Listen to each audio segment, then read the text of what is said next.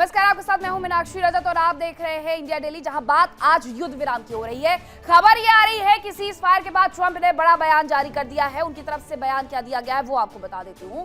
उनकी तरफ से दरअसल ये बयान आया है कि हॉर्मुज खोलने की शर्त रहेगी। ये युद्ध विराम तभी हुआ है जब हॉर्मुज खोलने की शर्त पर यह तमाम बातचीत होने वाली है। तो खबर क्या है वो आपको बता देते हैं कि सीज फायर के बाद ट्रंप के बयान का सबसे ज्यादा इंतजार हो रहा था। उनकी तरफ से कहा गया कि हॉर्मुज खोलने की शर्त ही युद्ध विराम है। ईरान से सीज फायर के बाद बात होती है। चीन ने समझौते के लिए ईरान को राजी किया है, उसमें चीन की एंट्री भी हो गई है। इसके साथ साथ ईरान के 10 सूत्रीय प्रस्ताव पर बात होगी, यह ट्रंप की तरफ से कहा जा रहा है। सबके बीच निगाहें टिकी हुई है कि आज रक्षा मंत्री पीट हेगसेथ की तरफ से क्या कुछ बड़ा बयान आने वाला है, क्योंकि उस बयान के भी अपने अलग मायने होंगे।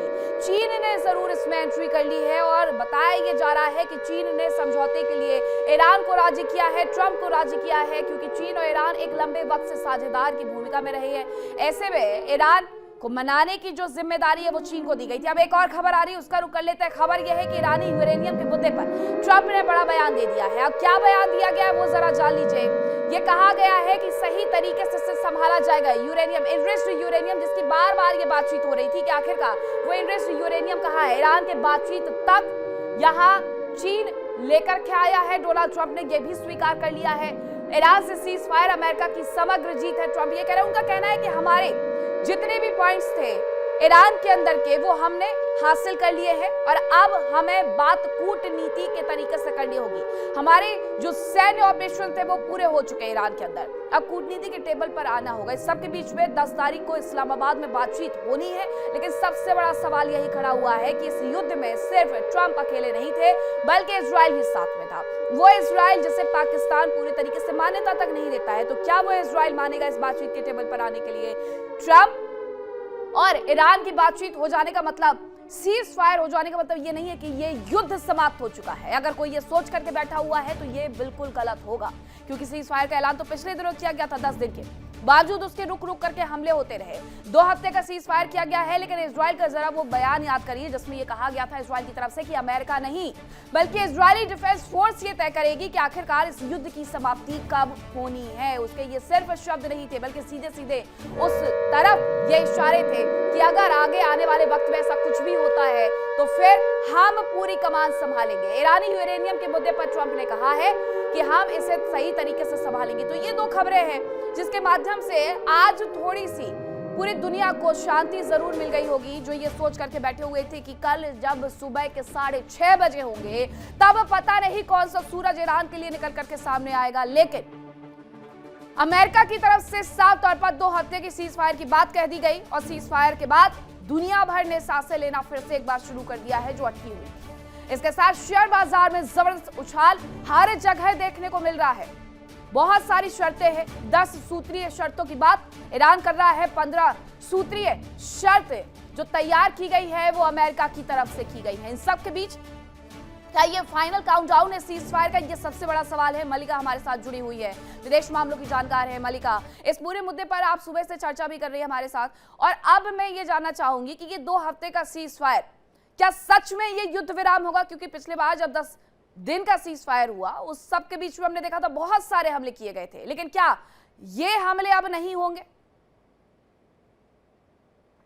नमस्कार मीनाक्षी जी, देखिए इसमें हम इजराइल का भी पक्ष अगर रखें तो इजराइल अभी माना नहीं है सीज फायर के लिए। कहीं ना कहीं ट्रम्प का हमने देखा है कि बयान पिछली बार भी जब आया था, आपको याद है हमारी चर्चा भी हुई थी इस पर आप ही के शो में, जिसपे जैसे ही ट्रम्प ने सीज फायर का ऐलान किया, हमने देखा कि कहीं ना कहीं मार्केट की स्टेबिलिटी के लिए किया है। क्योंकि हमें ये नहीं भूलना चाहिए कि ट्रम्प एक बिजनेसमैन भी है, एक हेड ऑफ स्टेट तो है ही है, और ये उनका लास्ट टर्म है एज प्रेसिडेंट, बट वो एक बिजनेसमैन भी है। और एनर्जी मार्केट्स में हमने देखा कि काफी उछाल आया था, काफी गिरावट आई थी, सॉरी। हमने देखा कि निफ्टी क्रैश हो रहा है, बहुत सारे मार्केट लॉसेस हो रहे हैं, एनर्जी इंस्टेबिलिटी हो रही है। उसको कांस्टेंट करने के लिए हमने देखा कि ट्रंप ने बयान किया था। पहले उन्होंने बोला 4-5 दिन का, फिर उन्होंने 1 हफ्ते का एक्सटेंड किया, और वो अल्टीमेटम एक्सटेंड करते गए 48 आवर्स से, ताकि एनर्जी मार्केट एकदम काम डाउन हो जाए। बट तभी भी हमने देखा कि जो उनकी यूएस नेवी है उसने एक वीडियो जारी कर दिया। वहीं पर हमने देखा कि इजराइल ने मिसाइल अटैक लॉन्च कर दिया सीज फायर की बात करते ही। अब ये वाला हम कितना मान सकते हैं कि दोनों तरफ से, एक तो पाकिस्तान मध्यस्थता कर रहा है, उसमें हमने देखा है कि पाकिस्तान के पीएम का भी आपके साथ ही डिस्कशन हो रहा था कि ड्राफ्ट मैसेज लीक हो गया, इसका मतलब वॉशिंगटन उनका पूरा नैरेटिव कंट्रोल कर रहा है कहीं ना कहीं, जो मध्यस्थता कर रहा है उसी के पास कंट्रोल नहीं है।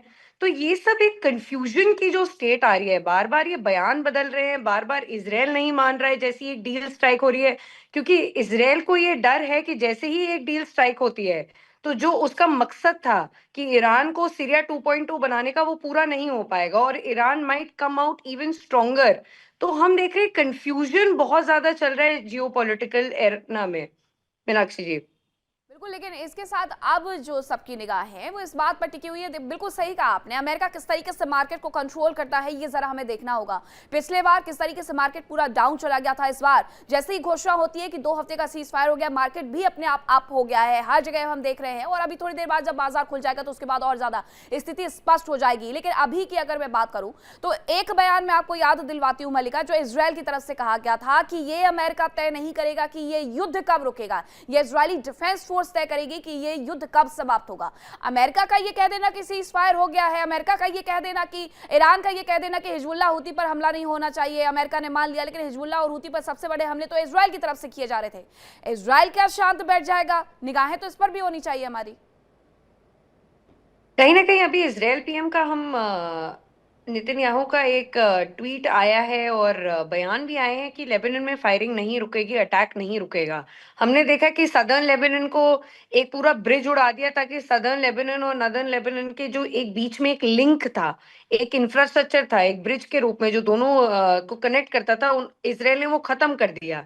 वो सदर्न लेबनान को कहीं ना कहीं यूज करना चाहता है एज बफर। और इसराइल की हमेशा से वो एक्सपेंशन पॉलिसी भी रही है, चाहे हम वो गजा में देखें, चाहे हम वो यहाँ देखें।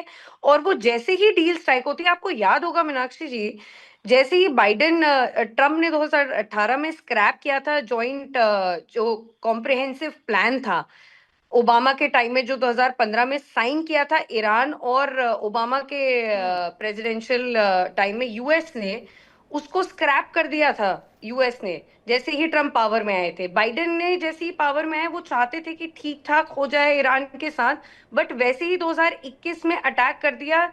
जैसे ही वो क्लोजर टू डील थे बाइडेन और ईरान, तो इसराइल ने अटैक कर दिया न्यूक्लियर साइट में ईरान की। तो जैसे ही इसराइल को लगता है कि अमेरिका और ईरान एक डील करते हैं, वैसे ही इसराइल उसको कहीं ना कहीं स्क्रैप कर देता है। इसराइल की एग्जिस्टेंस को थ्रेट करती है ईरान और ईरान की रिजीम। तो कहीं ना कहीं वो नहीं चाहता कि चीजें वहां पर ठीक हो जाए, क्योंकि जैसे ही रिजीम, अगर सब कुछ सही हो जाता है तो रिजीम अपने आप को रीस्टैब्लिश कर देगी पूरे रीजन में। जो हम देख रहे थे क्राइसिस हो गई थी रिजीम के अगेंस्ट, लोगों में एक आक्रोश था, वो कहीं ना कहीं रिजीम के साथ रैली कर रहे हैं, क्योंकि ट्रम्प जहां बयानबाजी देते हैं कि हम सिविलाइजेशन खत्म कर देंगे, स्टोन एज में ले आएंगे, अब जो ईरानियन लोग कहीं ना कहीं हम देख रहे थे इसराइल के साथ हो रहे थे, कहीं ना कहीं अमेरिका के साथ हो रहे थे, स्टार लिंक यूज कर रहे थे, रैली कर रहे थे अमेरिका के साथ, वो अब कहीं ना कहीं रिजीम के साथ रैली कर रहे हैं। तो ये जो कंफ्यूजन, जैसे मैंने पहले भी बोला मीनाक्षी जी, अभी ये स्थिति या तो फिर केवल बिजनेस के लिए की है ताकि मार्केट्स काम डाउन हो जाए, या सच में सीज फायर भी अभी सही से पता नहीं चल पा रहा है कहीं ना कहीं। ठीक है, मेरे साथ 2 और मेहमान जुड़ गए हैं, उनका जरा परिचय करवा देती हूँ। मेरे साथ आईपीजी भी जुड़ गए हैं, कैप्टन आई सिंह भदौरिया, रक्षा विशेषज्ञ, और अमिताभ कुमार विदेश मामलों के जानकार हैं। कैप्टन, आप ही समय के सवाल करना चाहूंगी। जो अभी हम बातचीत कर रहे थे उन सब के बीच में ये खबरें भी आनी शुरू हो गई हैं कि एक बार फिर से साउथ लेबनान में जो हमले हैं वो इजराइल की तरफ से शुरू कर दिए गए हैं। यानी ये समझा जाए कि इजराइल तो शांत नहीं बैठने वाला है। ट्रंप कितना ही गुनगुना ले और कह ले कि 2 हफ्तों के लिए हमने सीज फायर कर दिया है, लेकिन सीज फायर असल मायनों में तब तक नहीं होने वाला है जब तक इजरायली डिफेंस फोर्स और नेतन्याहू ये तय न कर ले कि बस अब ईरान के साथ हमारे सारी जो युद्ध था वो खत्म हो गया है। निश्चित तौर पर मीनाक्षी, इजराइल कभी नहीं चाहेगा कि सीज फायर हो जाए, क्योंकि इजराइल जानता है कि अगर आज ये सीज फायर हम जरूर कर देते हैं, मगर ईरान द्वारा जो प्रॉक्सी तैयार किए हैं वो प्रॉक्सी इजराइल के लिए हरदम कहीं ना कहीं खतरा बने रहते हैं। और प्रॉक्सी एक नहीं है, 4-4 प्रॉक्सी है जो इजराइल के द्वारा ही उनको तैयार किया गया है। इजराइल ही उनको हथियार दे रहा है, पैसा दे रहा है, सब कुछ तो इजराइल ही उनको मुआयना करा रहा है। तो इसलिए इजराइल जब तक अपने आप को सेफ नहीं समझेगा क्योंकि वहां जहां इजराइल है, इजराइल के सराउंडिंग में जितने भी आसपास जो भी देश है सब इस्लामिक है, और ये सारे प्रॉक्सी है वो भी सब सराउंडिंग में है। तो इजराइल तो अपने देश को सेफ करना चाहेगा, और वो जानता है कि जब तक इनका खात्मा नहीं होगा तब तक हम सेफ नहीं है। तो इजराइल शुरू से ही, डे 1 से ही, जो ट्रम्प साहब कह रहे हैं बार बार सीज फायर करने की, वो इजराइल उसमें बिल्कुल सहमत नहीं है। इजराइल, इसलिए इजराइल अपना ये जो हमले हैं बिल्कुल उसने उसमें कहीं से कहीं कंट्रोल नहीं किया है, वो बराबर कर रहा है। डोनाल्ड ट्रंप जरूर कह रहे हैं कि हमने 5 दिन का सीज फायर कर दिया, 10 दिन का कर दिया, मगर इजराइल ने ये बात कभी कही नहीं है, क्योंकि इजराइल की लड़ाई बंद हो ही नहीं सकती। जिस दिन इजराइल की लड़ाई बंद हो जाएगी उस दिन इजराइल को ये ईरान और ये इसी बात का तो जिक्र मलिका कर भी रही थी कि जो बाइडेन की सरकार में जब बातचीत होने वाली थी तब इजराइल ने हमले करने शुरू कर दिए, वो बातचीत फिर अटक गई। इस बार भी बातचीत के टेबल पर जाने से पहले इजराइल पूरा रोड़ा अटकाने की कोशिश जरूर करने वाला है। यश, आपके पास कोई जानकारी? देखिए, बिल्कुल इस टाइम अभी इजराइल की बात हो रही थी और इस वक्त की एक बड़ी वॉर ब्रेकिंग मैं आपको बता दूं, इजराइल से रिलेटेड एक बड़ी खबर आ रही है। दक्षिण लेबनान में इजराइल हमले की खबर आई है कि इजराइल ने दक्षिण लेबनान में एक बड़ा घातक हमला किया है। यह अभी की वॉर ब्रेकिंग आप अपनी स्क्रीन पे देख सकते हैं। बराची शहर पर गोलीबारी की भी रिपोर्ट आई है अभी सबके सामने। अभी इजराइल की बात कर रहे थे कि सीज फायर, युद्ध विराम की बात हुई है, लेकिन अभी की सबसे बड़ी वॉर ब्रेकिंग आपकी स्क्रीन पर, इजरायली सेना ने शहर को निशाना बनाया है। यहां पे अभी बात हो रही थी कि इजराइल क्या युद्ध विराम करेगा, क्या उन्होंने ऐसा कोई ऑफिशियल स्टेटमेंट दिया है, सिर्फ डोनाल्ड ट्रंप ने दिया है। इसी बीच दक्षिण लेबनान में इजरायली हमले की जो खबर आई है, ये अपने आप में एक बड़ी खबर बन जाती है। और जैसा भी हमारे मेहमान भी बता रहे थे कि इजराइल ने ऑफिशियली कहीं पे भी नहीं कहा है कि हमने युद्ध विराम किया है, हमने सीज फायर किया है, या हमारी डोनाल्ड ट्रंप से बातचीत हुई है सीज फायर के बारे में। सिर्फ डोनाल्ड ट्रंप ने एक्स पे पोस्ट आके करके सबको बता दिया कि सीज फायर। जिक्र यश अपने मेहमानों से भी किया था कि जब तक मलिका से मैं बात कर रही थी और सर से मैं बात कर रही थी तो इसी बात का मैं जिक्र कर रही थी कि आखिरकार इजराइल का क्या है। इजराइल जब तक पिक्चर में नहीं आएगा तब तक तो ये पिक्चर पूरी स्पष्ट होनी भी नहीं वाली है, अमिताभ कुमार जी। और अब यही कह भी दिया गया है इजराइल की तरफ से कि हमारी तो कोई बातचीत नहीं हुई है ट्रंप से, हम क्यों रुके, हमने तो इसको तब तक ले जाने का प्रण लिया था कि जब तक हम उसे पूरी तरीके से एनरिच्ड यूरेनियम हासिल नहीं कर लेते हैं तब तक हम लड़ते रहेंगे। उन्हें क्या फायदा होगा इजरायलियों को पीछे हटने से? नहीं, इसके कई पक्ष हैं। आप देखिए, जो कि लड़ने से रुकने वाले नहीं हैं। जो जिहादी देश होते हैं ना, उनके साथ मुश्किल यही होती है। ईरान के 3-3, 4-4 प्रॉक्सी जो हैं, हिजबुल्लाह है, हुती है, इराकी मिलिशिया है, ये सब रुकने वाले थोड़ी हैं। वो ईरान स्वयं नहीं अटैक करके सारी दुनिया को इनके माध्यम से तबाह करता रहता है, और इजराइल को सबसे ज्यादा तबाह करता रहता है। इजराइल को पता है कि कितनी बड़ी मुसीबत है, उसके भविष्य का पर प्रश्न चिन्ह लगा हुआ है ईरान की तैयारियों से। अब सबको पता चल रहा है कि ईरान कितना तैयार था, इसका आभास भी इन्हें नहीं था। इन्हें लग रहा था कि हफ्ते 2 हफ्ते में हम निपटा देंगे, और ईरान है कि लगातार युद्ध में शामिल है और झुकने को तैयार नहीं है। ये तो मुझे ऐसा लग रहा है कि अमेरिका किसी तरह चाह रहा है कि अब इससे पिंड छुड़ा लिया जाए। अभी वो इजराइल के कहने पे आकर के बेकार हम उलझ गए हैं। हालांकि ट्रंप के पास और कोई रास्ता नहीं है अभी कि ईरान को पूरी तरह से जो है खत्म कर दिया जाए, जो मैं कहना चाहता हूँ। उसके अलावा उसके पास रास्ता नहीं है, क्योंकि ईरान का निशाना तय है कि हमें काफिरों को खत्म करना है और इजराइल पर सबसे पहले वार करेंगे। अगर ईरान परमाणु बम बना लेगा जिस दिन, तो समझ लीजिए कि अगले दिन ही इजराइल पे वो गिरना है। इजराइल इस बात को जानता है, इसीलिए वो अपना दायरा भी बढ़ाना चाहता है, अपने देश की सीमा भी बढ़ाना चाहता है, ताकि उसके ऊपर हमला करना आसान नहीं रहे। ग्रेटर इजराइल की जो उसकी इच्छा है, लेबनान पे हमला जो हो रहा है, कारण है वो अपने जो इसको पूरा किए उद्देश्यों को पूरा किए बगैर क्यों इसको खत्म होने देगा। और ये भी जानता है वो, क्योंकि इजराइल उसी बिल्कुल सही कह रहे हैं सर आप। अब तो ये युद्ध इतना आगे निकल चुका है कि इससे पीछे हट जाना, यानी फिर से एक इसी जगह पर आकर के रीस्टार्ट करना होगा इजराइल को, जो वो बिल्कुल नहीं चाहेगा। कि इस युद्ध में हमने बहुत कुछ गवा दिया है, वो माने ना माने, लेकिन गाहे बगाहे हर कोई ये जानता है कि उसने बहुत कुछ गवा दिया है और वो अब इससे पीछे नहीं हटना चाहता है। इसी बीच आपको वो 10 सूत्रीय मांग भी बताती हूँ कि कौन कौन सी हैं जो कि ईरान की तरफ से रखी जा रही हैं। ईरान आखिरकार उन कौन कौन सी मांगों पर अभी भी टिका हुआ है, जिसके बारे में वो ये कहते हुए नजर आ रहा है कि जब तक हमारी ये बातें नहीं मानी जाएंगी तब तक हम नहीं रुकने वाले हैं। अब कोई किसी पर हमला नहीं करेगा, ये उनका सबसे जो पहला पॉइंट है वो उसमें उन्होंने रखा है। ये ईरान के 10 सूत्रीय प्रस्ताव है कि कोई किसी पर कोई हमला ना करे। हॉर्मुज पर ईरान का पूरे तरीके से नियंत्रण रहेगा, यानी वो वहां पर टोल टैक्स वसूलेगा, और जो थोड़ा बहुत नहीं बल्कि $20 लाख रहने वाला है। यूरेनियम संवर्धन स्वीकार किया जाएगा, इनरिच्ड यूरेनियम जो हो रहा था उससे ऐसे ही होने दिया जाएगा। ये मुख्य पॉइंट है। सभी मुख्य आर्थिक प्रतिबंध हटाए जाएंगे, ये भी उसकी तरफ से कहा जा रहा है। बहुत सारे सैंक्शन क्योंकि पहले से ही लगे हुए थे ईरान के ऊपर, सभी दूसरे प्रकार के प्रतिबंध हटाए जाएं। और इस युद्ध के दौरान भी बहुत सारे सैंक्शन हैं जो कि लगा दिए गए थे ईरान के ऊपर। यूएनएससी के सभी फैसले खत्म होंगे, उनकी तरफ से यह भी मांग की जा रही है। एक पूरा खाका तैयार किया गया है कि अगर बातचीत के टेबल पर बैठना है तो ये तमाम पॉइंट्स मान्य होंगे। गवर्नर्स बोर्ड के सभी फैसले खत्म करने होंगे, ये अमेरिका को मानना होगा। हालांकि अमेरिका की तरफ से, डोनाल्ड ट्रंप की तरफ से यह बयान भी आ गया है कि जो 10 सूत्रीय मांगे हैं उस पर बातचीत होगी। ईरान को मुआवजा दिया जाएगा। ईरान पहले से ये चिल्ला रहा है कि हमारा जो नुकसान हो गया है इस युद्ध के दौरान उसमें हमें मुआवजा चाहिए। अमेरिका अपने सैनिक क्षेत्र से वापस लेगा, अपने सैनिकों को वहां से मिडिल ईस्ट से हटाना शुरू करेगा, फारस की खाड़ी से हटाना शुरू करेगा खास तौर से।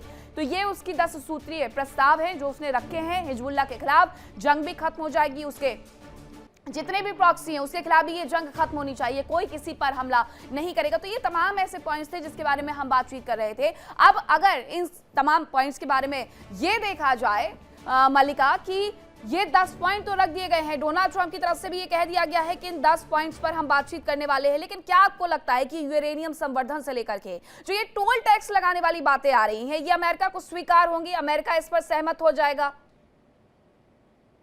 बिल्कुल मीनाक्षी जी, कल का एक और अपडेट था जब यूएन सिक्योरिटी काउंसिल में एक हमने देखा बहरीन रेजोल्यूशन पास होने को जा रहा था। तो उसमें 11 जो मेंबर्स थे उन्होंने बहरीन रेजोल्यूशन को मान लिया, जिसके अंतर्गत हमने देखा कि आर्टिकल 7 में बाय फोर्स अगर नहीं होता है तो बाय फोर्स लगाया जाएगा मेंबर स्टेट्स के द्वारा और स्ट्रेट ऑफ हॉर्मुज खोल दिया जाएगा। बट हमने देखा वहीं पर चाइना और रशिया ने अपनी वीटो पावर यूज करके उस पूरे रेजोल्यूशन को हटा दिया, क्योंकि उनको लगा ये बहुत ज्यादा बायस्ड है ईरान के लोगों के खिलाफ, ये बहुत ज्यादा बायस्ड है स्ट्रेट ऑफ हॉर्मुज में, स्ट्रेट ऑफ हॉर्मुज के खिलाफ भी इनफैक्ट। तो हम देख रहे हैं कहीं ना कहीं ये दो जो सुपर पावर्स हैं ये सपोर्ट कर रही हैं इनडायरेक्टली, चाइना और रशिया इनडायरेक्टली सपोर्ट कर रहा है ईरान को, और यही बल दे रहा है पूरे ईरान के प्रोसेस को। आप देखिए स्ट्रेट ऑफ हॉर्मुज को बार बार बता रहा है कि हम इसमें फीस लगाएंगे, हम इसमें, वो अपनी ज्योग्राफिकल लोकेशन का कहीं ना कहीं एक फायदा उठाना चाह रहा है और एक बार्गेन कर रहा है कि नहीं अब हम इसमें फीस लगाएंगे, हम इसमें टोल लगाएंगे। और उसकी दो सुपर पावर्स की उसको मदद मिल रही है, चाहे वो यूएन सिक्योरिटी काउंसिल में हो चाहे वो बैक एंड में हो। तो देखते हैं मीनाक्षी जी कैसे रूल आउट होगा, क्योंकि यूएस इस चीज के लिए नहीं मानने वाला और ना कोई भी जीसीसी कंट्रीज इसके लिए मानने वाली हैं। बट वहीं पर हम देख रहे हैं कि चाइना और रशिया कॉन्स्टेंटली इसको सपोर्ट कर रहे हैं ईरान को बैक एंड में। तो मीनाक्षी जी कितना वो होगा 10 पॉइंटर्स जो आपने बताया बहुत इंटरेस्टिंगली, अब वो 10 पॉइंटर्स कितने मानेगा, 15 पॉइंटर्स यूएस की तरफ से कितने माने जाएंगे, तो ये कॉन्स्टेंटली हम फिक्स में है कि जियोपॉलिटिकल में कि कैसे एक चीज रूल आउट होगी आगे। बिल्कुल ये देखना होगा। अब जो 10 तारीख को captain I Singh sir meeting होने वाली इस्लामाबाद में, पहले तो सवाल यही उठते हैं कि क्या पाकिस्तान उसके लिए तैयार है। पिछले दिनों हमने देखा था कि उनकी क्या तैयारियां हुई थी, इन सब के बीच में वो एक लीग करवाते हुए नजर आ रहे हैं। धराशायी बार बार होते रहते हैं, लेकिन ये इतनी बड़ी डील करवाने के लिए वो सच में तैयार हो जाएंगे जिनका एक प्रधानमंत्री अपना एक ट्वीट नहीं कर पाता, अपना एक एक्सपोस्ट नहीं कर पाता, उसके लिए भी अमेरिका के पोस्ट की वो कॉपी पेस्ट करते हैं, वो ये सब कुछ करवा लेंगे?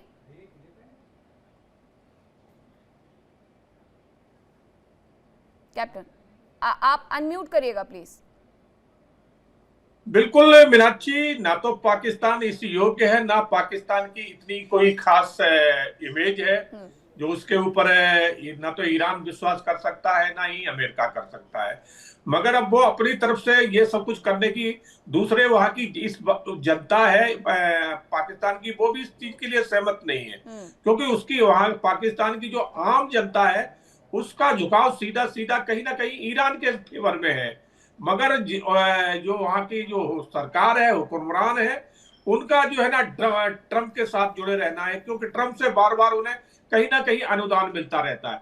तो इसलिए ये पाकिस्तान अपने आप को, बीच में एक कहावत है ना कि आप कौन बोले हम खाम खा, तो पाकिस्तान खाम खा बना हुआ है, बाकी और पाकिस्तान का कोई मतलब नहीं। बाकी मैं ये चीज जरूर कहूंगा कि ये सीज फायर डोनाल्ड ट्रंप सिर्फ अपनी तरफ से करना चाह रहे हैं। इसमें इजराइल की 1% भी ना तो रजामंदी है, ना ही उसने अभी तक इसके ऊपर एक शब्द कहा है। तो अब डोनाल्ड ट्रंप वही है कि डोनाल्ड ट्रंप युद्ध में आ तो गए मगर चारों तरफ से गिर गए, उनका खुद का ही विरोध अपने घर में हो रहा है। तो वो युद्ध से भागने के हर तरीके, हर हथकंडे अपना रहे कि किसी तरह से युद्ध से हम बाहर निकल जाएं, जो उन्होंने बार बार इस बात शब्दों को कहा भी है। तो इसलिए ये सीज फायर को आप ये मान के चले कि आगे चल के इसके ऊपर अमल होता भी है कि नहीं होता है, क्योंकि इजराइल तो नहीं मानेगा, क्योंकि इजराइल जानता है आज हमने मान लिया तो कल ये इतनी बड़ी तैयारी करके ये हमें खत्म कर देंगे। क्यों? ये अब अमेरिका का, डोनाल्ड ट्रंप का मेन टारगेट क्या था कि जो यूरेनियम उन्होंने संवर्धन किया है हमने उसको अपने कब्जे में लेना है, तो वो तो हुआ नहीं है। तो फिर ये इनने लड़ाई क्या लड़ी है कि इस लड़ाई का मतलब क्या रहा? मैं एक बार बीच में बोलना चाहूंगा मीनाक्षी, बस सभी मेहमानों को भी बताना चाहूंगा, मैं एकदम सोशल मीडिया पे लगातार बना हुआ हूं। अभी लगातार एक बहुत बड़ी वॉर ब्रेकिंग आई है सीज फायर के बीच में, एक बार उसका जिक्र करना जरूरी है, दर्शकों के लिए जानना जरूरी है। वॉर ब्रेकिंग सीज फायर के बीच हिजबुल्लाह का एक पोस्ट आया है सोशल मीडिया पर इस टाइम पे, और वो पोस्ट है अली खामेनेई का पुराना बयान उन्होंने वापस आज पोस्ट करके बोला है, जिसमें उन्होंने बोला था कि दुश्मनों को घुटनों पर लाएंगे। ये हिजबुल्लाह ने अभी पोस्ट करा है और ये सीधी धमकी दी है, एक तरीके से इसको सिग्निफिकेंट धमकी कहा जा सकता है कि आज खामेनेई का वापस रीपोस्ट करके कि ट्रंप ने सीज फायर बोला, इजराइल ने कुछ नहीं बोला, लेकिन हिजबुल्लाह ने अली खामेनेई का पोस्ट, जो इस दुनिया में नहीं रहे इस टाइम पे, उनका पोस्ट वायरल करके सोशल मीडिया पे वापस पोस्ट करके बोला है कि सीज फायर साइड में है। ये पोस्ट एक शायद सिग्नल हो सकता है कि हमले अभी कम नहीं होंगे बल्कि उनकी तादाद अब बढ़ने वाली है। मीनाक्षी, बिल्कुल ये बड़ी बात है। अब अमिताभ जी मैं चाहूंगी कि आप इसी पर जरा कमेंट करें और अपनी राय रखें कि क्या ये हिजबुल्लाह की तरफ से एक इशारा है कि भाई ईरान जो बातचीत की टेबल पर जा रहा है उसे नहीं जाना चाहिए, इन्हें झुकाना चाहिए अमेरिकियों को? उनका ये शाश्वत इशारा है, हमें समझना पड़ेगा ये सारे जिहादी गिरोह जितने हैं उनका शाश्वत इशारा है। वो तो कयामत लाना चाह रहे हैं, उन्हें 72 हुर्रों की चिंता है, वो कभी नहीं मानने वाले। तो ऐसे जो दुष्ट सांपों को पैदा कर दिया गया है दुनिया में, इसमें किसी भ्रम में नहीं रहना चाहिए। भारत सालों से इसका शिकार रहा है, तो भारत को पता चल गया है, अब समझ में आ गया है। और जो लोग इस भ्रम में हैं वो इसको भूल जाएं। और जो ये शर्तें अभी आपने बताई हैं, इससे साफ पता चल रहा है यहाँ पे दो पहलू हो सकते हैं। एक है कि अमेरिका ने ब्रेक लिया है तगड़ा हमला करने के लिए, जैसे हमने पिछली बार देखा था। हाँ, क्योंकि यही शर्तें ईरान लगातार बोल रहा है। दो महत्वपूर्ण बातें कि हम यूरेनियम का संवर्धन नहीं रोकेंगे और होर्मुज जो जलडमरू मध्य है वहां से हम अपना हक नहीं छोड़ने वाले। तो ये दोनों शर्तें तो बार बार वो कह रहा है जिसको जो मान्य ही नहीं हो सकती, सारी दुनिया को नहीं मान्य हो सकती, क्योंकि इनका खतरा सबको बहुत स्पष्ट समझ में आ रहा है और हिजबुल्लाह उसकी पुष्टि कर रहा है। तो इस बात को सारी दुनिया समझ रही है। तो पहले भी जब ये बातें कह जा रही थी और ट्रंप ने उस वक्त नहीं स्वीकार किया, तो अभी किस लिए स्वीकार किया है, हमें इस तथ्य को समझना चाहिए। वो अमेरिका एक ब्रेक लेना चाह रहा है। अमेरिका डर गया कहना मुश्किल है। अमेरिका एक ब्रेक लेना चाह रहा है ताकि वो तगड़ा हमला करके इसको ध्वस्त करे पूरे ईरान को, उसकी कोशिश ये हो रही है। और इजराइल इस बात को बहुत अच्छी तरह समझता है कि यहाँ पे कोई भी बातचीत जो है ना युद्ध रोकने की नहीं हो सकती है। ईरान ने इतने प्रॉक्सी पैदा कर दिए हैं जो लगातार युद्ध में रहेंगे और इजराइल के अस्तित्व को हमेशा खतरा रहेगा।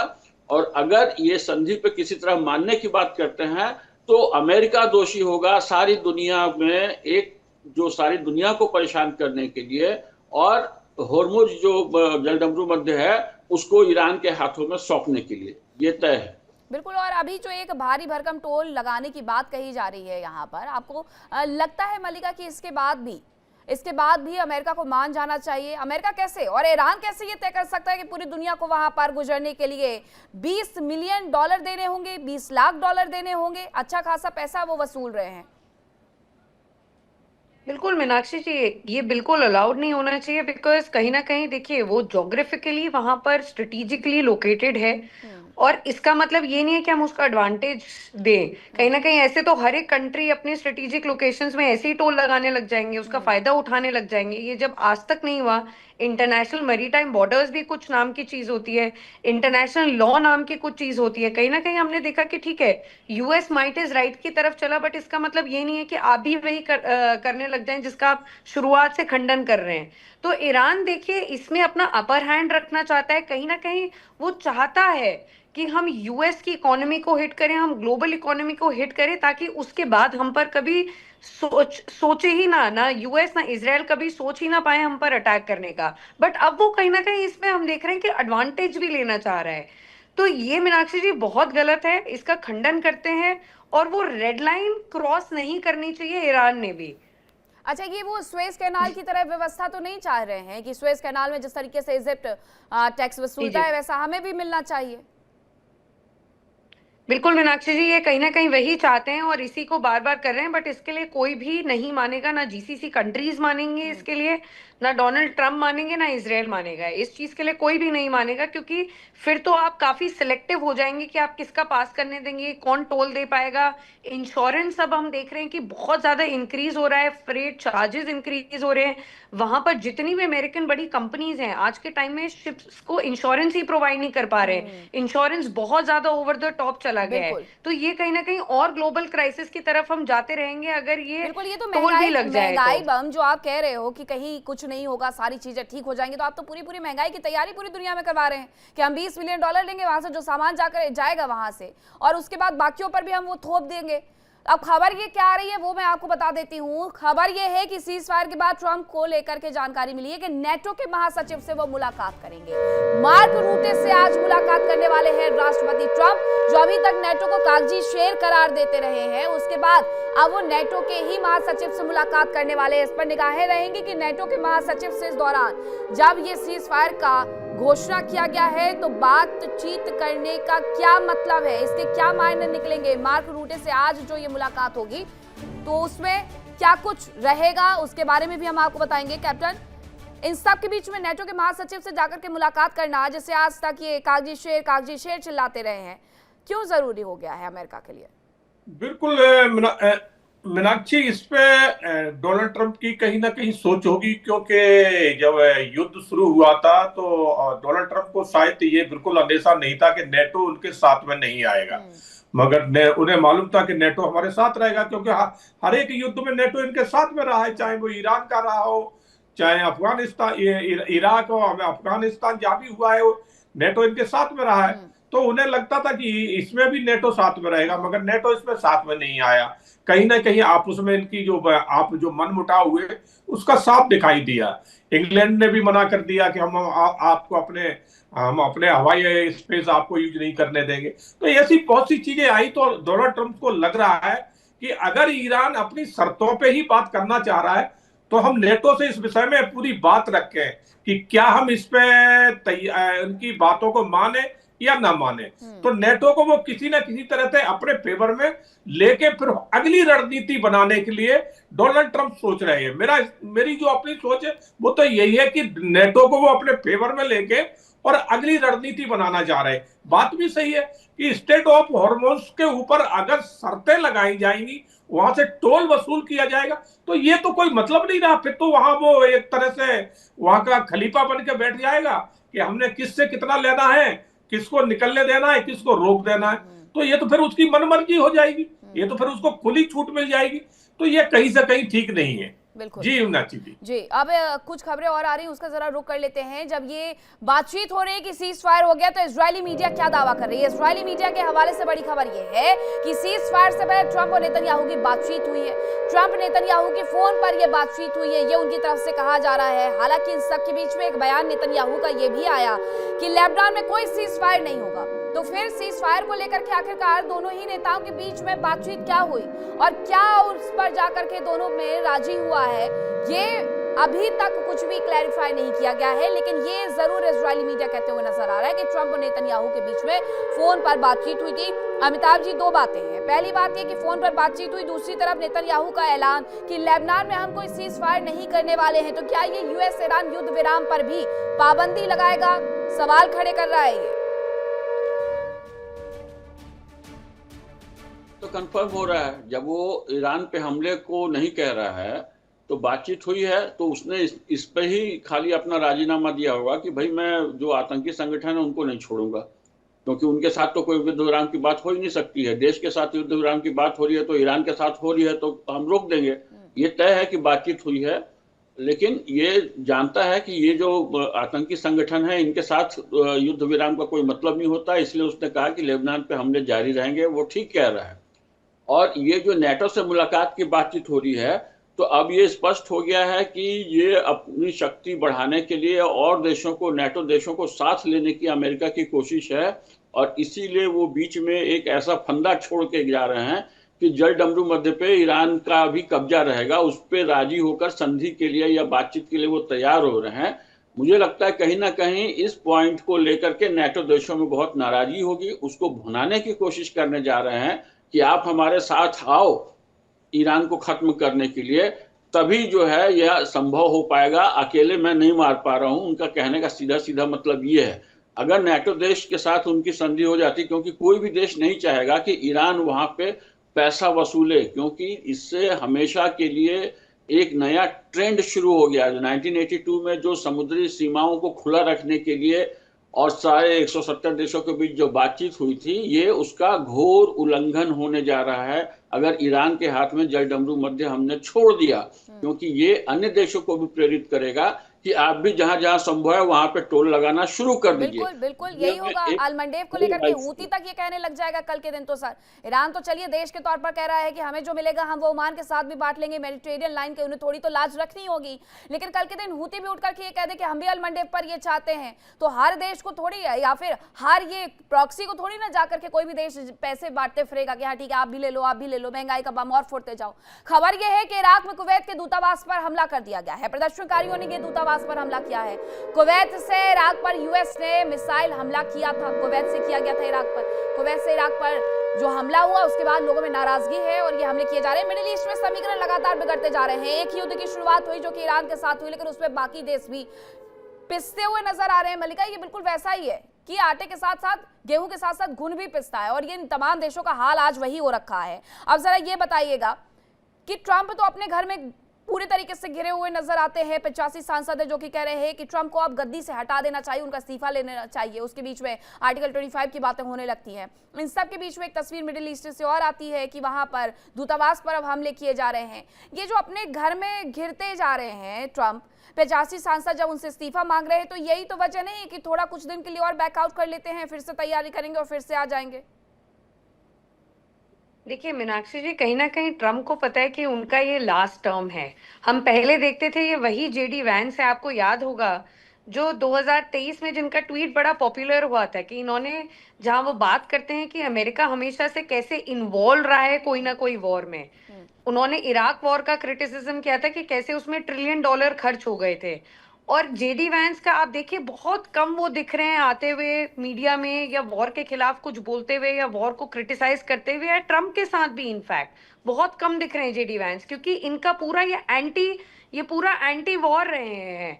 कहीं ना कहीं हमने देखा है ये पूरा एंटी वॉर रहे हैं। अब हम देख रहे हैं जैसे ही ट्रम्प ये बयानबाजी करते हैं, जेडी वैंस अलग होते हैं, इनके आर्मी चीफ को निकाल दिया जाता है, पीटर हेगसेथ कुछ भी कर रहे हैं आर्मी के साथ, तो हम इनके उसमें भी कहीं ना कहीं डिवीजन देखते जा रहे हैं मीनाक्षी, कि इनके खुद के वाइस प्रेसिडेंट नहीं दिख रहे हैं, इनके खुद की बयानबाजी बदलती जा रही है। इनको भी थोड़ा सा रिलैक्स करके पीछे आना चाहिए, बट नहीं, इनकी भी क्रेडिबिलिटी लूज करते जा रही है। और ना केवल ट्रम्प की क्रेडिबिलिटी लूज हो रही है मीनाक्षी जी, ना केवल इनके अप्रूवल रेटिंग कम हो रहे हैं, अमेरिका की इन जनरल क्रेडिबिलिटी लूज होते जा रही है as the guarantor of peace. America की क्रेडिबिलिटी उनकी लूज होते जा रही है। बहुत ज्यादा आगे की है। वो ये जानते हैं कि ये उनका लास्ट टर्म है, 2 बार से ज्यादा राष्ट्रपति वहां पर कोई बन नहीं सकता है, तो ऐसे में ऐसे ऐसे बयान देते हैं जिस पर सिर्फ और सिर्फ हंसना आता है। वो कह रहे हैं कि मेरी तैयारी इस तरीके की हो गई कि वेनेजुएला में मुझे लोग बहुत ज्यादा पसंद करने लगे हैं, अब मैं वेनेजुएला जाऊंगा, वहां पर जाकर के राष्ट्रपति बनूंगा। तो जो महत्वाकांक्षाएं हैं वो खत्म नहीं हो रही है। प्लीज आप पूरा करिए, उसके बाद खबर आ रही है वो मैं आपको बताती हूँ। जी मीनाक्षी जी, क्योंकि उनका फ्रंट फुट पे ध्यान क्या है, उनका फ्रंट फुट पे ये ध्यान है कि वेनेजुएला में उनकी मूर्ति बनी है नहीं बनी है। जो भी प्रेस कॉन्फ्रेंस में जर्नलिस्ट उनसे पूछता है कि भाई ईरान के लोकतंत्र के क्या हाल है, ईरानी लोगों के क्या हाल है, तो वो उसकी अपनी कैबिनेट मीटिंग के साथ वो पूछने लग जाते, अपनी कैबिनेट से पूछने लग जाते कि भाई जो मेरी वेनेजुएला में मूर्ति बनी थी उसका क्या हुआ है। वो पहले ऐसे राष्ट्रपति हैं जो चाहते हैं उनका सिग्नेचर अब डॉलर में होगा। डॉलर में हो। 165 इयर्स के बाद कोई ऐसा सिटिंग प्रेसिडेंट है जो ये करने जा रहा है। जून से उनके डॉलर में सिग्नेचर होंगे, तो उनका ध्यान इन सब चीजों में, मीनाक्षी जी, फ्रंट फुट पे वो एक कहीं ना कहीं एक मेगलोमेनियक आदमी होता है ना, वो मेगलोमेनियक है। वो चाहते हैं कि इतिहास के पन्नों में उनको ज्यादा ही याद किया जाए कहीं ना बिल्कुल, कहीं। मैं तो चला जाऊंगा, लेकिन जहन से कैसे निकालोगे, वो तैयारी है। खबर यह है कि सीज फायर के बाद ईरान में जश्न का माहौल देखने को मिल रहा है। तेहरान में ईरानियों ने जश्न मनाया है, अमेरिका पर जीत की घोषणा का जश्न मनाया गया है। ईरानी बच्ची ने भी thank you, I love you so much कहा है। अब जरा सीज फायर के बाद ईरान में किस तरीके का माहौल है उसकी तस्वीरें भी हम आपको दिखा देते हैं कि तेहरान में ईरानी तो जश्न मनाते हुए नजर आ रहे हैं, लेकिन उसके पीछे की एक वजह भी, आप पहले ये तस्वीरें जरा देख लीजिए। लोग सड़कों पर उतरे हुए हैं, नाच रहे हैं, गा रहे हैं, ईरानी झंडा हाथ में लेकर के जश्न मनाते हुए नजर आ रहे हैं। लेकिन इसके पीछे की वजह दरअसल ये है कि ईरान की तरफ से एक बयान जारी किया गया। ये वो बच्ची है,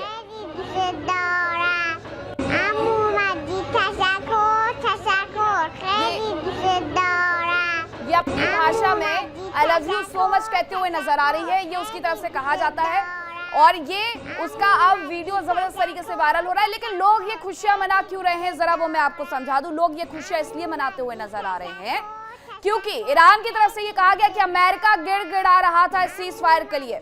ईरानी ये सोच करके खुश है कि हमने जो शर्तें रखी वो मान ली गई हैं और उस पर आकर के ये एकत्रित हो गए हैं। जरा एक बार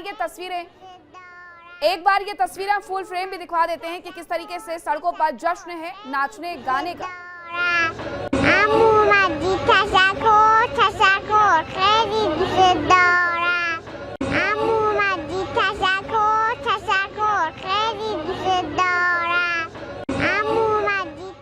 तो IRGC को थैंक यू कहते हुए नजर आ रही है छोटी सी बच्ची। लेकिन ये ईरान में इतनी ज्यादा जो जंग के बाद खुशी देखने को मिल रही है कैप्टन, इसके पीछे की वजह क्या यही है कि ईरान एक तरीके से बयान देते हुए ये नजर आ रहा है कि अमेरिका गिड़गिड़ा रहा था, उसके बाद हमने ये युद्ध रोकने का दावा स्वीकार कर लिया और हमने इसको मान भी लिया कि ठीक है कुछ वक्त के लिए सीज फायर कर देते हैं। निश्चित तौर पे मीनाक्षी, जिस तरह से डोनाल्ड ट्रंप, देखो ईरान ने डे 1 से लेके अभी तक एक बार भी नहीं कहा कि हमें सीज फायर करना है, हमें युद्ध विराम करना है, कभी नहीं कहा। मगर डोनाल्ड ट्रंप बार बार कहते रहे, बार बार उन्होंने अपनी तरफ से कहा है। तो उसी का जो है ना ईरान में जो है ना सबके बीच में एक संदेश जा रहा है कि डोनाल्ड ट्रंप बार बार गिड़गिड़ा रहे थे इसलिए, और उन्होंने हमारी जो ईरान ने जो अपनी 10 मांगे रखी हैं तो उसके ऊपर भी उन्होंने कोई खास ज्यादा विरोध नहीं दिखाया है।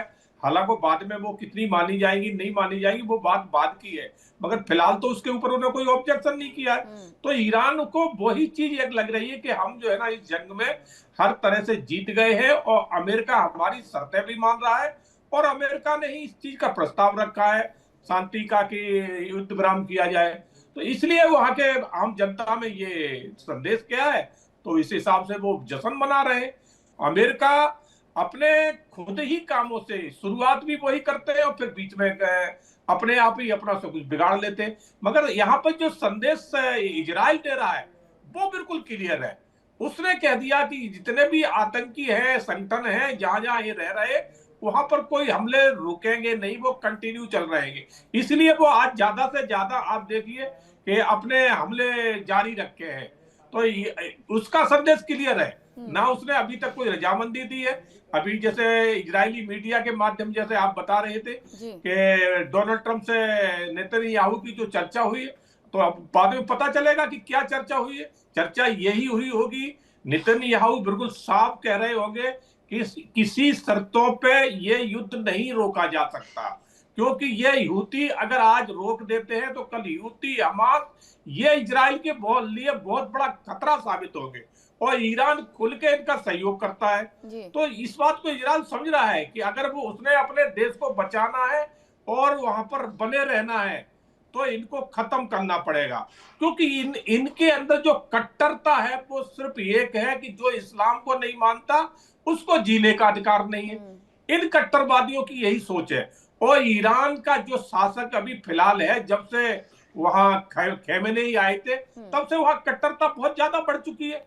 इस्लाम के प्रति खास करके यही रहा है कि इस्लाम ही मानो, इस्लाम ही सबसे सर्वश्रेष्ठ जो भी मजहब है, इसके बाद कोई कुछ है ही नहीं, किसी को मानेंगे नहीं। और इसी तो कट्टर रिजीम को चेंज करने की बात तो सबसे पहले शुरुआत में कही गई थी कि इसी रिजीम को हम चेंज करने वाले हैं। हालांकि अमेरिका को हासिल कुछ नहीं हुआ अयातुल्लाह अली खामनेई की मौत और उसका सिर्फ प्रचार, लेकिन अयातुल्लाह अली खामनेई का ना तो जनाजा किसी ने देखा, ना ही अयातुल्लाह अली खामनेई के लास्ट रिचुअल किसी ने देखे हैं। दुनिया के सामने वो चीजें हुई नहीं, अयातुल्लाह अली खामनेई इस दुनिया से चले गए हैं, ना वो ऐसी कोई तस्वीर सामने आई है। तो रिजीम चेंज को लेकर के और तमाम बातों को लेकर के अमेरिका की तरफ से सिर्फ उससे गुमराह किया गया है। सीज फायर के बाद बताया जा रहा है कि हॉर्मुज को लेकर के बड़ी जानकारी यह है कि यहाँ से रोजाना 1 या 2 दर्जन जहाजों को अनुमति मिलने वाली है। 1 या 2 दर्जन जहाज यहाँ से गुजरेंगे।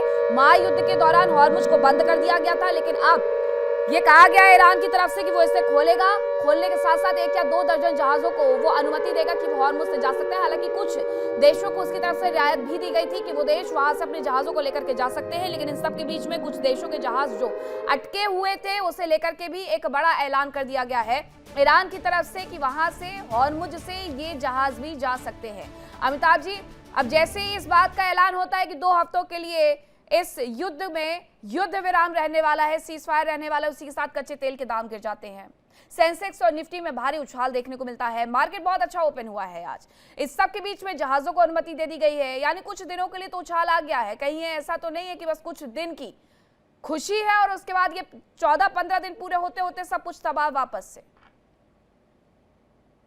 मुझे तो ऐसा ही लग रहा है। मैं तो देख रहा हूं कि जो संधि के लिए जो शर्तें हैं वो किसी तरह मान्य पहले भी नहीं थी और अब भी नहीं होनी चाहिए। ये ब्रेक है, एक अपनी शक्ति को जमा करने की कोशिश है और नेटो देशों को मनाने की कोशिश होगी। और एक चीज को मैं और करेक्ट कर देना चाहता हूं, हमें इस बात को समझ लेना चाहिए बहुत अच्छी तरह से कि इस्लाम में कट्टरता और उदारता जैसी चीजें नहीं है। ये बाकी जगह होंगी, वहां एक ही लाइन और लेंथ है कि काफिर है उसको जीने का हक नहीं है। इसमें किसी भ्रम में रहने की जरूरत नहीं है। सब अपने अपने हिसाब से आपको काम करते हैं। जिसको काटने की क्षमता है वो काटेगा, जो बातों में उस्ताद है वो बात करके आपको बरगलाएगा। इस तरह की बातें हैं। जो ऐसा कर सकता है उस क्षमता से करेगा वही, कि काफिरों को दुनिया से समाप्त करना है। तो ये बहुत खतरनाक और बहुत ही विभत्स एक धारा चल रही है दुनिया में। इसमें करेक्शन की जब तक कोशिशें नहीं होगी ये सब चीजें नहीं रुकने वाली है, ये नहीं मानने वाले हैं।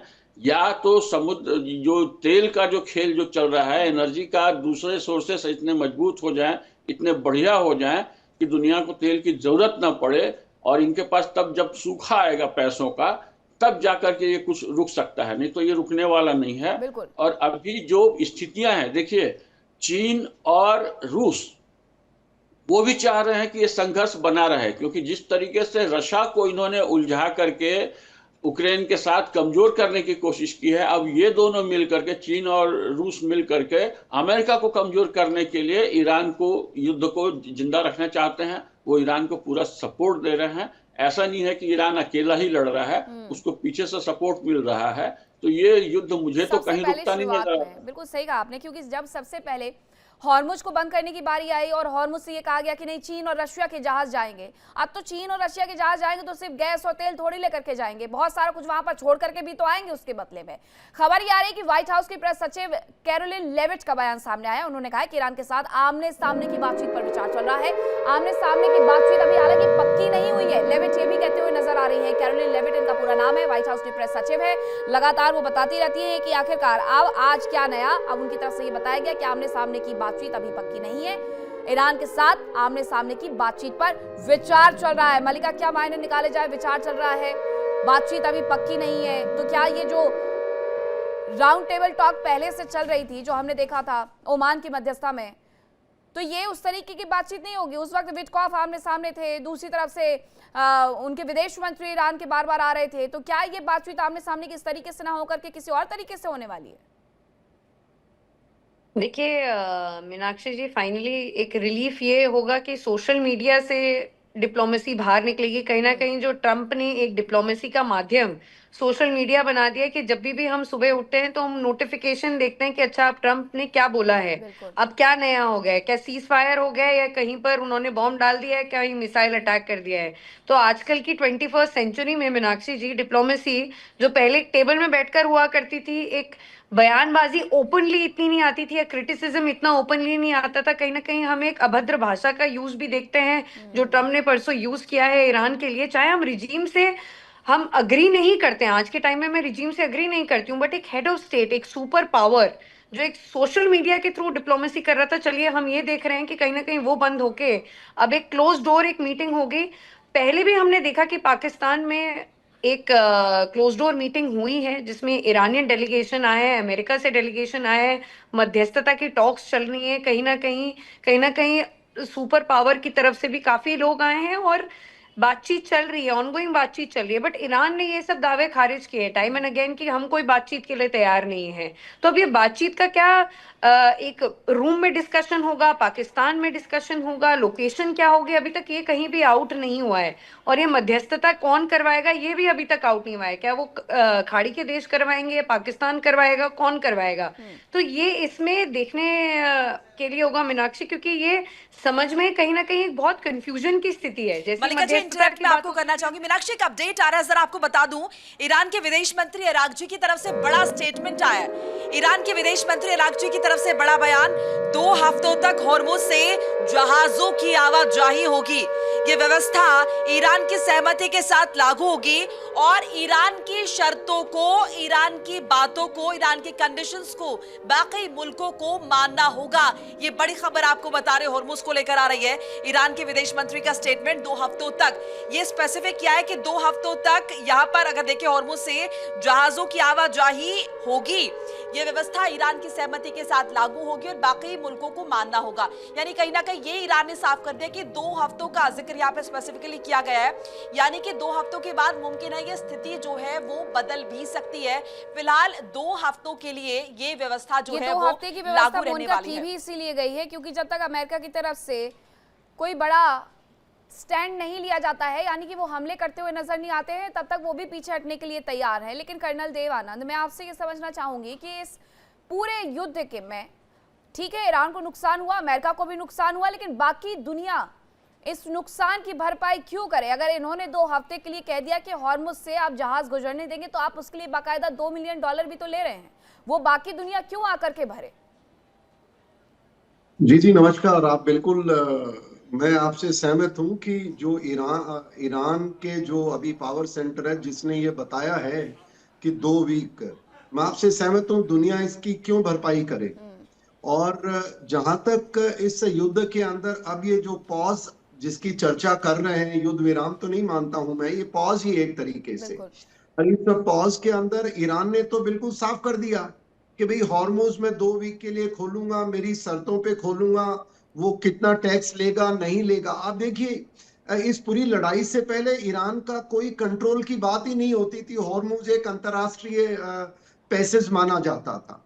आज जिस प्रकार से जिसने युद्ध छेड़ा, अमेरिका ने छेड़ा, इजराइल ने छेड़ा, ईरान ने छेड़ा, हकीकत यह है कि दुनिया के लिए हॉर्मुज अब एक इंटरनेशनल सेफ वाटर पैसेज नहीं बचा, जो बड़ी दुर्भाग्य की बात है। और इसके अंदर क्या ताकतें थी, किसने किया, क्यों किया, बट ये बहुत गलत है। दूसरी बात देखिए कि इससे कितना बड़ा एक तरह ये प्रेसिडेंट सेट हो गया है कि जो कंट्री इंटरनेशनल चोक पॉइंट्स को कंट्रोल करता है वो एक तरह उनको प्रेसिडेंस है कि आपका मन करे तब बंद कर दो और दुनिया को ब्लैकमेल कर लो, लोग आप पे कुछ मिसाइल डालेंगे, कुछ अटैक करेंगे, कुछ आपका नुकसान होगा। अंततः अगर $2 मिलियन जिस प्रकार से ये बात कर रहे हैं ईरान वाले, अगर ये टैक्स कलेक्ट करेंगे तो फिर तो ईरान की जीत ही जीत हो गई इसके अंदर। और आप देखिए कितना भयंकर एक अपडेट आ रही है, उस जरा साझा कर ले, आपके पास लौट रहे चर्चा, आप आगे जरूर बढ़ाइएगा। देखिए युद्ध विराम हो चुका है, युद्ध विराम के बीच ईरान की तरफ से एक बड़ा स्टेटमेंट आया है। ईरान की तरफ से बड़ा स्टेटमेंट, ईरान के नेशनल सिक्योरिटी काउंसिल का ये बयान आया जिसके तहत युद्ध विराम को युद्ध का अंत ना समझे, युद्ध विराम है ये युद्ध का अंत नहीं है। यानी कि ईरान अभी भी पूरे तरीके से तैयार है, तब तक लड़ेंगे जब तक हमारी डिमांड्स पूरी नहीं हो जाती। हमने जो मांगे रखी है पूरी नहीं हो जाती। 10 सूत्रीय मांगे हैं जिनका जिक्र यहाँ पर हुआ है और बार बार ईरान ये कह रहा है कि युद्ध विराम हुआ है, ये युद्ध का अंत नहीं है। मल्लिका जी, आपसे समझने की कोशिश करेंगे कि बार बार ईरान ये क्यों बता रहा है? क्या उसे ये लग रहा है कि कोई उसे कम ना आंकने लगे सीज फायर के बाद? क्योंकि अमेरिका जिस तरीके से कह रहा है कि हमने यहाँ पर शुरुआत ये अमेरिका की तरफ से हुई कि सीज फायर करो, पहले ईरान नहीं मान रहा था, अब सीज फायर हो गया है, तो क्या ईरान बार बार ये भी बताने की कोशिश कर रहा है कि आप उसे कमतर न आके और वो जो 10 सूत्रीय मांगे हैं उनको भी आप किसी भी तरीके से नेग्लेक्ट नहीं कर सकते, अवॉइड नहीं कर सकते? बिल्कुल मोनिका जी, जैसे मैंने पहले भी बताया, इनफैक्ट ईरान के लिए ये युद्ध एक जितना वो लंबा खिंचा है, 1 महीने से ऊपर खिंचा है, इसके लिए एक विक्ट्री का साइन है। क्योंकि कहीं ना कहीं रिजीम का आप सुप्रीम लीडर जब जिस दिन युद्ध के पहले हटा देते हैं, 40 से ऊपर कमांडर्स हटा देते हैं, उसका एनएसए हटा देते हैं, उसकी मतलब जितने भी सुप्रीम लीडर्स हैं, उसके आईआरजीसी के हों, चाहे स्पिरिचुअल लीडर हों, खामेनी हो, पहले ही 10 दिन में हटा देते हैं, तब भी वो रिजीम टिका हुआ है। कहीं ना कहीं वो बिल्कुल शहादत के लिए तैयार है, फाइट बैक उसी अमाउंट में कर रहा है। तो कहीं ना कहीं उनको भी दर्शाना है, उनको भी अपनी इमेज जो छवि थी उनकी रीस्टैब्लिश करनी है उस एरिया में कि आप हमारा सुप्रीम लीडर हटा दीजिए, आप हमें इकोनॉमिकली वीक कर दीजिए, आप हमारे सिविल इंफ्रास्ट्रक्चर को हटा दीजिए, हम तब भी मुंह तोड़ जवाब दे रहे हैं। तो उसको कहीं ना कहीं मिडिल ईस्ट में, ईरान को वेस्ट एशिया में अपने आप को रीस्टैब्लिश करना है, खाड़ी के देशों के बीच अपने आप को रीस्टैब्लिश करना है और स्पेसिफिकली इजराइल को दिखाना है कि अगर तुमने हमारे ऊपर फिर से अटैक करते हैं हो आगे भी, फ्यूचर में भी, तो हम एक मुंह तोड़ जवाब दे सकते हैं, हम इतनी जल्दी जाने वाले नहीं हैं। तो कहीं ना कहीं हम देख रहे हैं कि ये बिलियन ऑफ डॉलर, इसके उलट अगर हम देखें, जैसे मैंने जिक्र किया कि यहाँ पर ईरान के जो स्टेटमेंट्स हैं वो काफी आक्रामक नजर आ रहे हैं सीज फायर के बाद, जबकि अगर हम यहाँ पर राष्ट्रपति डोनाल्ड ट्रंप का जिक्र करते हैं, अमेरिका की बात करते हैं, तो बड़ी जानकारी साझा कर ले। सीज फायर के बाद ट्रंप ने पहला पोस्ट किया है, पहला उनकी तरफ से पोस्ट किया गया, जिसमें उन्होंने कहा कि दुनिया की शांति के लिए ये बहुत बड़ा दिन है, दुनिया की शांति के लिए बड़ा दिन है, ये कहा है उन्होंने, और मिडिल ईस्ट के लिए ये सुनहरा दौर है। अब इसके मायने क्या है, क्या वो समझाना चाहते हैं, क्या कहना चाहते हैं? हालांकि बहुत डिस्पैरिटी डोनाल्ड ट्रंप के स्टेटमेंट में रहती है, लेकिन जिस तरह से उन्होंने जिक्र किया है, ये शांति का दिन है, सुनहरा दौर है मिडिल ईस्ट के लिए, इसके क्या मायने निकालें? क्या ये मतलब समझे कि राष्ट्रपति डोनाल्ड ट्रंप हमेशा से कहते रहे कि वो अमन शांति, पूरी दुनिया इसी बात का तो इंतजार कर रही थी कि ये अमन शांति का जो गुणगान करते हैं डोनाल्ड ट्रंप, बड़ बोले ट्रंप बोलना गलत नहीं होगा, वो आखिरकार क्या बोलते हैं? उनकी तरफ से जो ये पोस्ट किया गया है उसमें लिख रहे हैं, a big day for world peace, ये दुनिया की शांति के लिए बड़ा दिन है, ईरान वांट्स इट, ईरान ये चाहता था, उसमें उस बात का भी वो जिक्र कर रहे हैं। ईरान दूसरी तरफ ये कहते हुए नजर आ रहा है कि अमेरिका हमारे सामने गिड़गिड़ा रहा था और इसी बात का जश्न तो ईरानी सड़कों पर उतर करके मना रहे थे। एक लंबा चौड़ा उन्होंने पोस्ट जरूर कर दिया है, इसके बाद उन्होंने क्या लिखा है वो जरा मैं आपको पढ़ के सुनाती हूँ। The United states of America will be helping with the traffic build up in the straight of Hormuz. अब देखिए, दोनों ही देश अपने युद्ध में किस तरीके से पूरी दुनिया का नुकसान कर चुके हैं। ये हॉर्मुज पर बिल्डअप करने में सहायता करेंगे कि हाँ, आप दुनिया भर पर टैक्स लगाइए, अमेरिका आपके साथ खड़ा हुआ है। अमेरिका का दोगलापन है ये अमेरिका का दोगलापन है, जिसमें वो ये बताते हैं कि किस तरीके से हम अब ईरान के साथ खड़े हुए हैं कि हॉर्मुज पर आइए, बिल्कुल आप $20 लाख लीजिए, अमेरिका आपका इसमें साथ देगा। इस चर्चा को और आगे बढ़ाऊंगी, तमाम मेहमान मेरे साथ अभी भी बने हुए हैं, आप मेरे साथ जुड़े रहिए, कहीं मत जाइएगा। एक छोटे से ब्रेक के लिए मैं रुक रही हूँ। इंडिया डेली अब आपके स्मार्ट टीवी पर भी मौजूद है। देखिए इंडिया डेली 24/7 अब आपकी स्मार्ट टीवी पर। इंडिया डेली मौजूद है सभी डिजिटल प्लेटफॉर्म पर लाइव और लगातार। इंडिया डेली 24/7 हर दिन राष्ट्र को समर्पित।